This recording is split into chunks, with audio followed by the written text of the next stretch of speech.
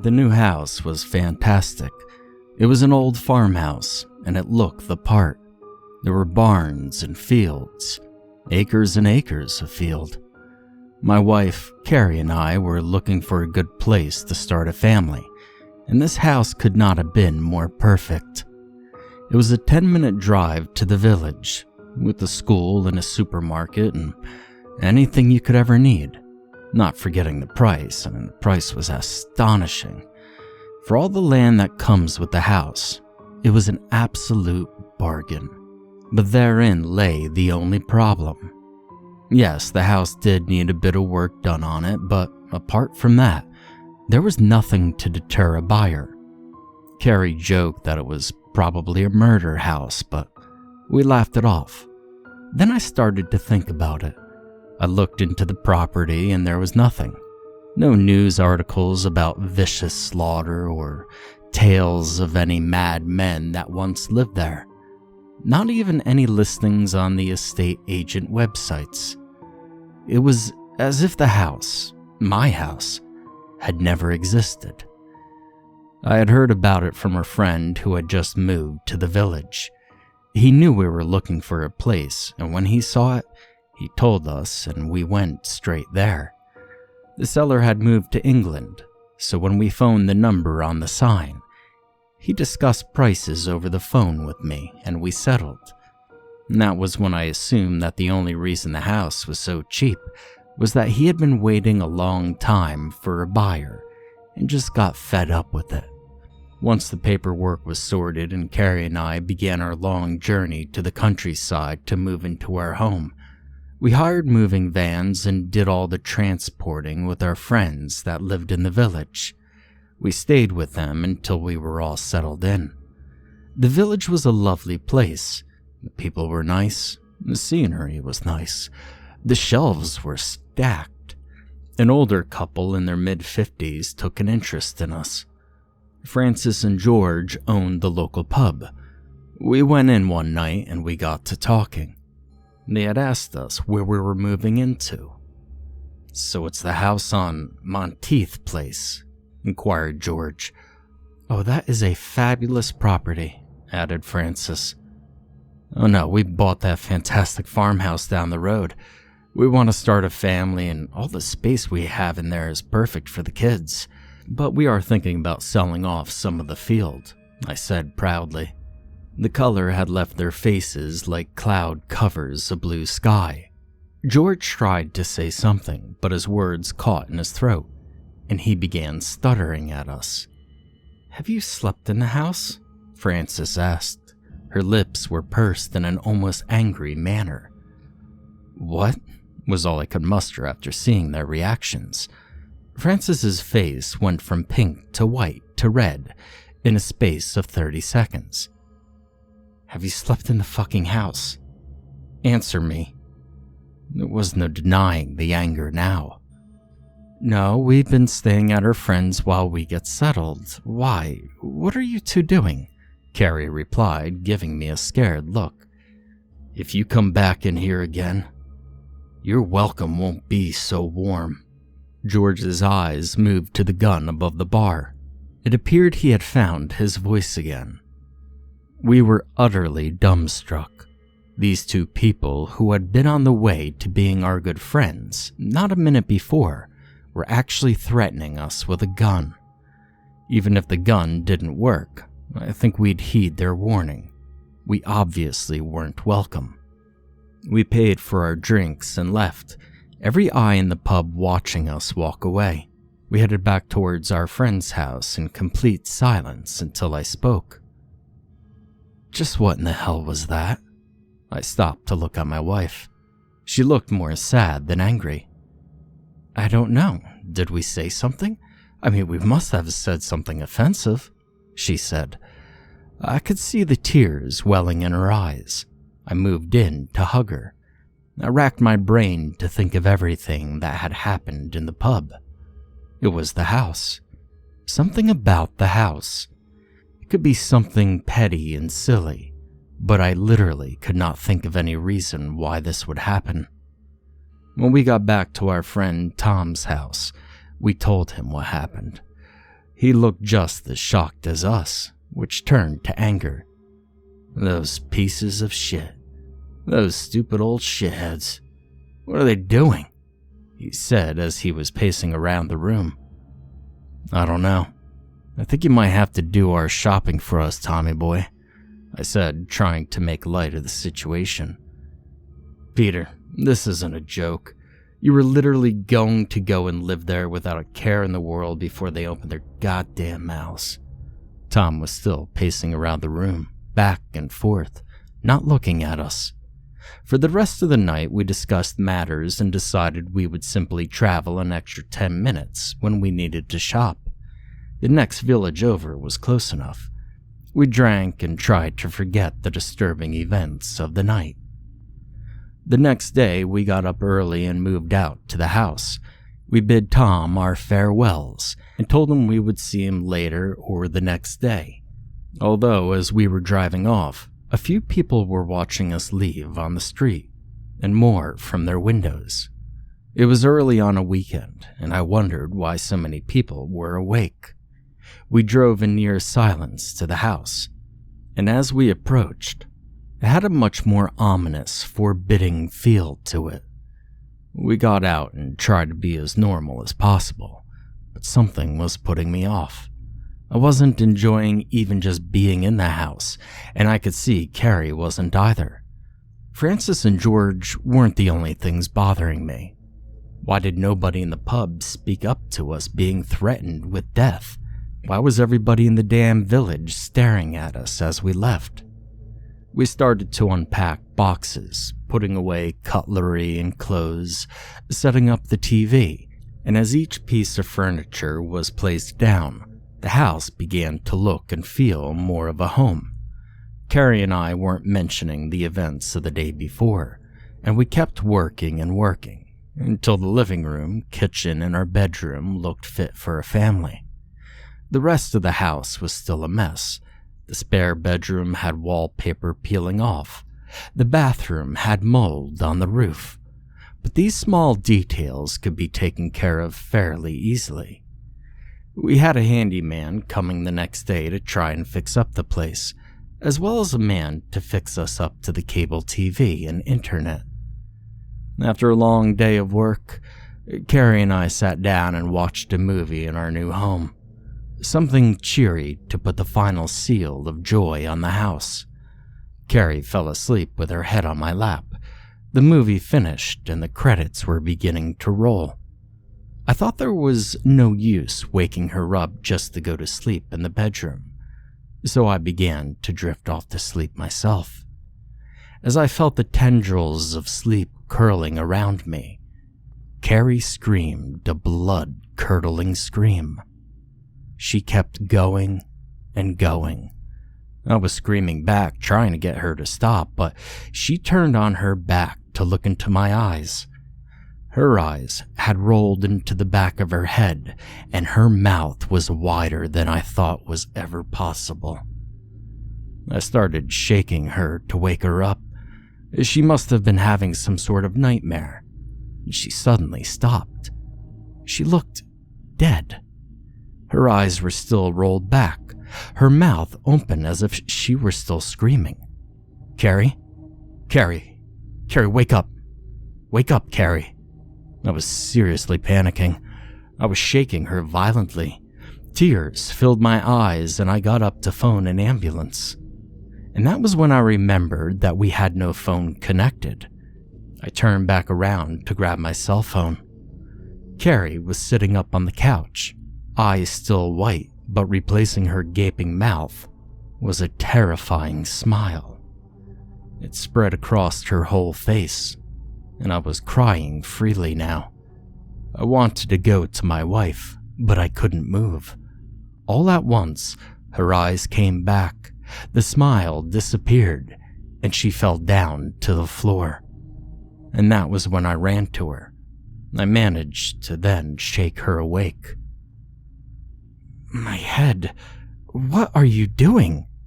She looked fine, but I had to be sure. I took her to the car, still in pajamas.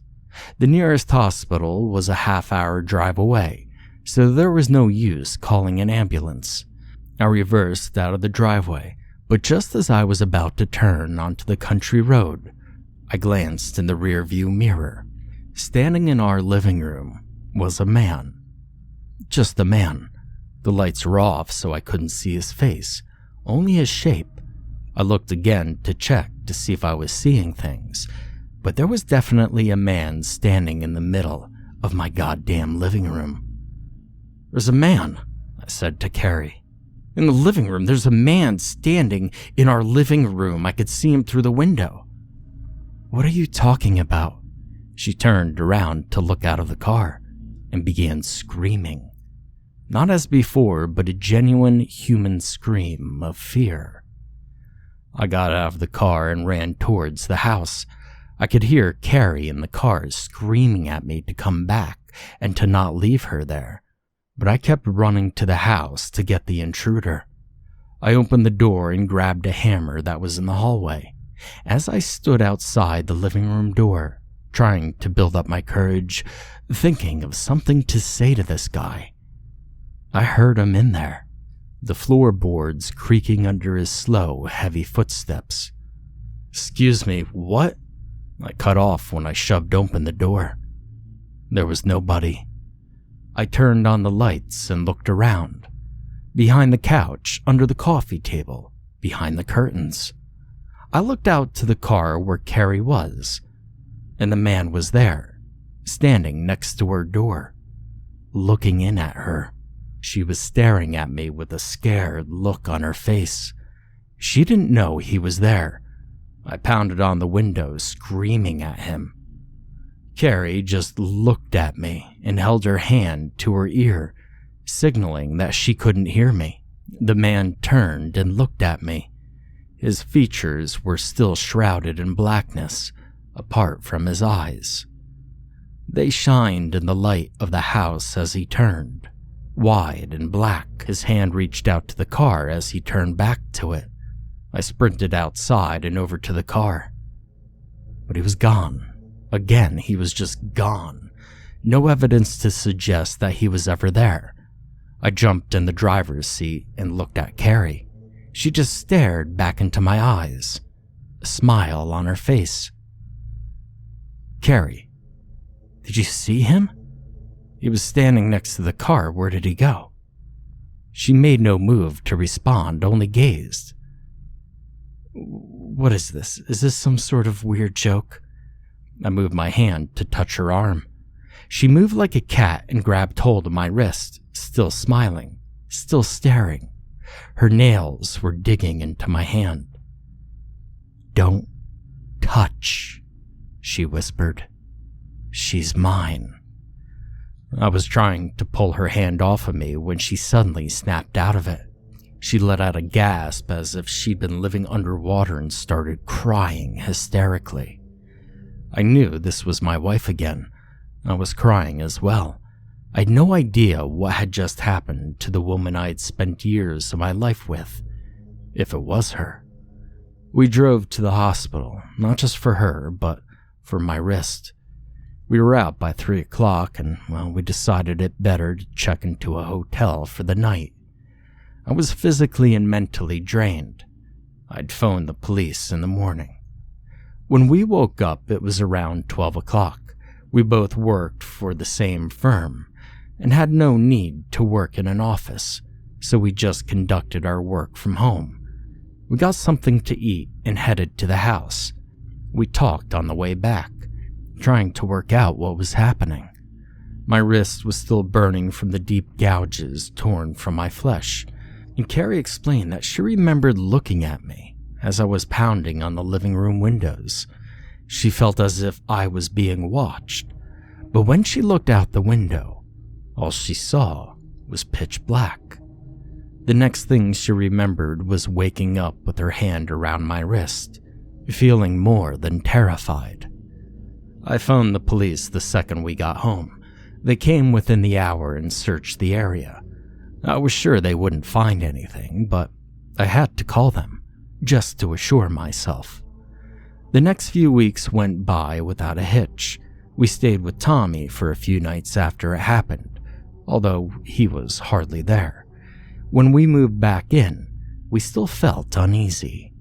Carrie was, understandably, shaken, and she kept to herself. That was when we started talking about the future. Children, I mean. Carrie wanted it to happen straight away, to make a new start and to try to put the incident behind us. I was a bit more adamant.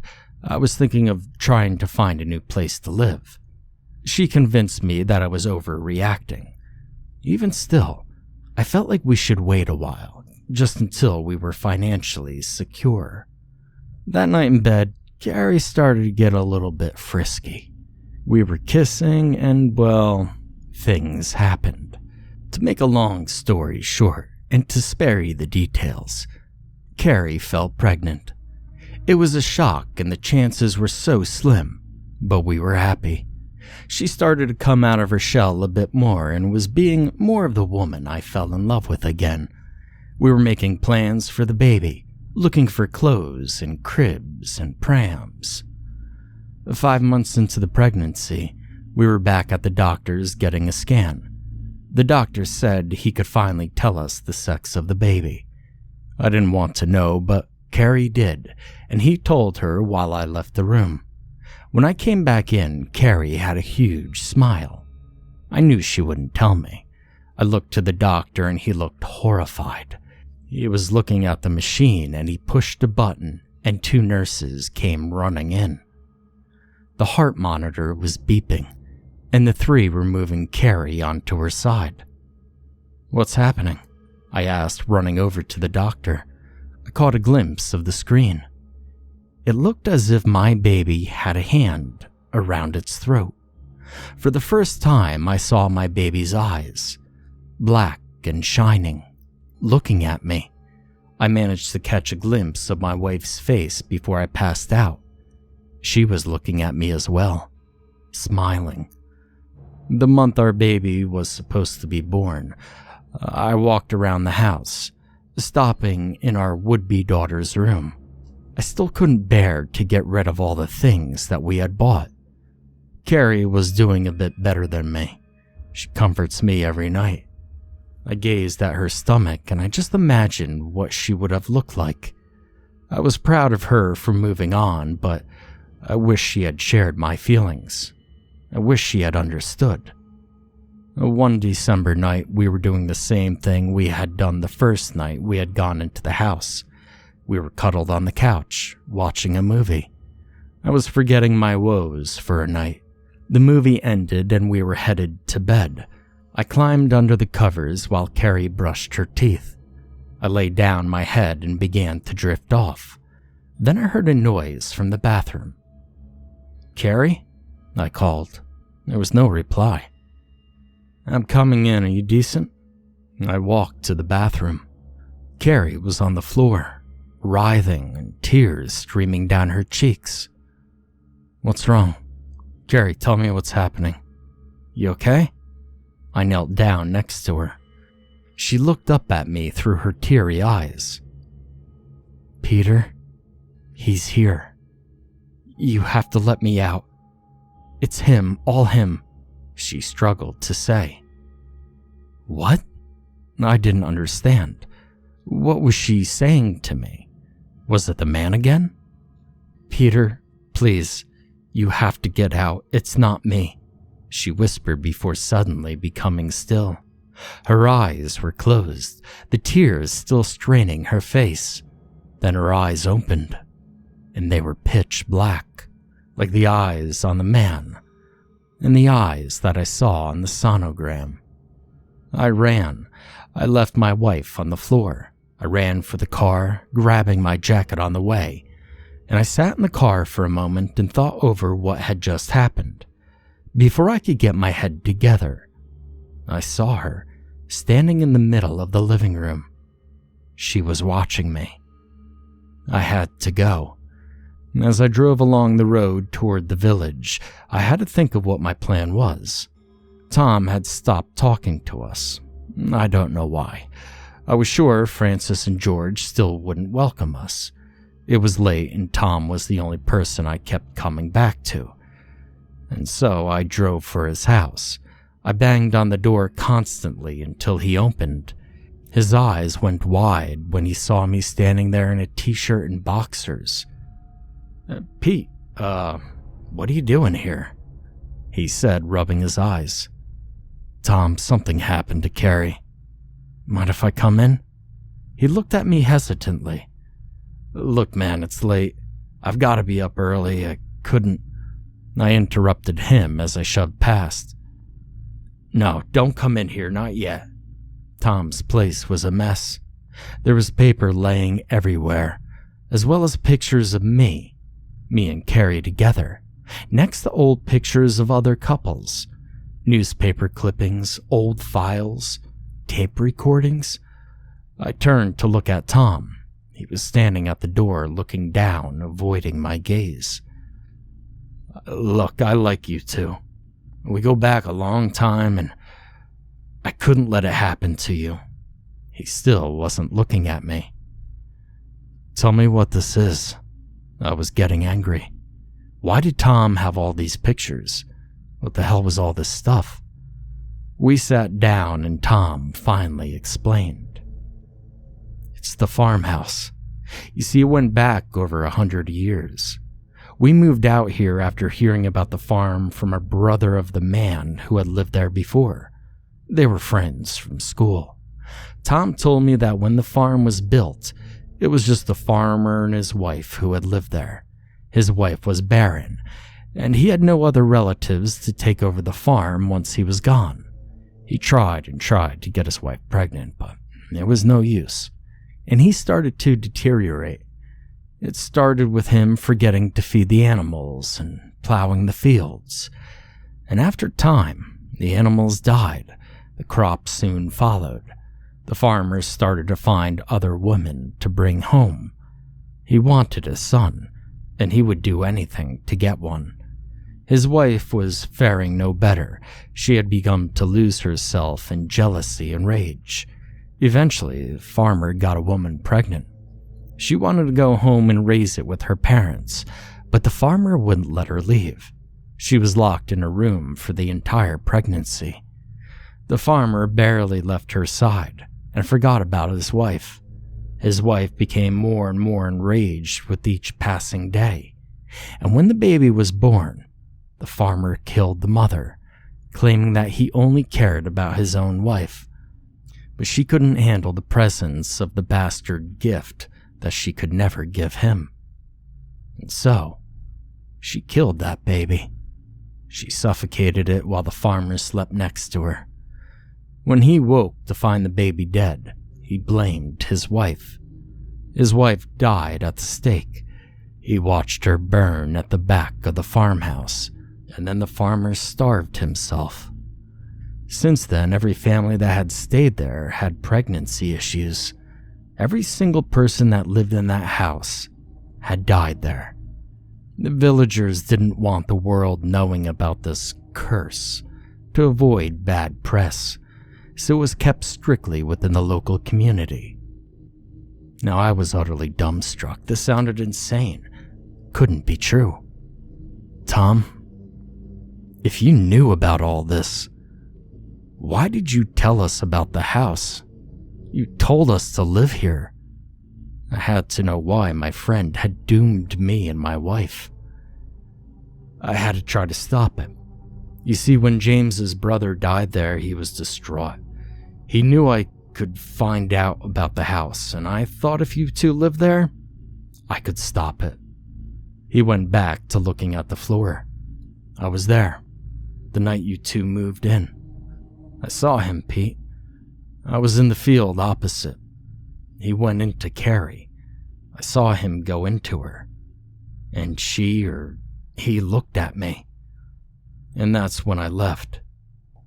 He was visibly shaken while retelling the tale, but yet he continued. You two turned up at my door when you came back, and I asked her. I asked if it was her or him. And her eyes? Damn, Pete, her eyes were black. She just looked at me, and I knew. I wanted to tell you, but I knew I'd be dead if I tried. His eyes were glistening. I was sure that he wasn't lying, that he saw the man. And that's when it all fit together. The hand in the sonogram. It was him. Carrie's smile as our baby died. The way she had been acting throughout the last few months. Not quite herself. "Peter, he's here. You have to let me out. It's him. All him." See, that's what she said. She was in there but couldn't do anything. It was the farmer. He had been doing it for years, taking children to find his heir. "Tom, you have to tell me what to do. Please. Carrie's in there, I was interrupted by a knocking on the door. Slow and deliberate, I looked at Tom's face, filled with terror. Then to the front door. I knew it was her. I stood up and walked to the front door. "Peter, don't. You know it's him," Tom said. I ignored him and looked out the window. She was there. She was looking at me again. That smile with those eyes. She lifted her hand to her face and dug her nails into the soft flesh of her cheek. Horrified, I went for the door. Tom jumped on me before I could. "You don't understand. That's my wife. She's tearing her face off," I screamed at him. He tried to hold me down, but it was useless. I felt a sudden burst of rage. He was trying to stop me from saving my own wife. So I punched him. His nose began gushing blood. Through his burst mouth, he was trying to say something to me. I made out wife, but I didn't stop long enough to let him finish. I kept pounding and pounding, but my rage didn't subside. He had always been in love with her. I know he had. The way he looked at her, he wanted my wife for himself. That was what he was trying to tell me. I knew it was. And I kept going until his face was a bloody wreck, and my hands felt like they were going to explode. There was blood all over the walls, and Tom was most definitely dead. Yet my rage burned no lower. I stood and looked around. I was going to do something, but couldn't remember what. Then the door was pounded on again. I walked over, passing a mirror, and I stared long and hard at my face.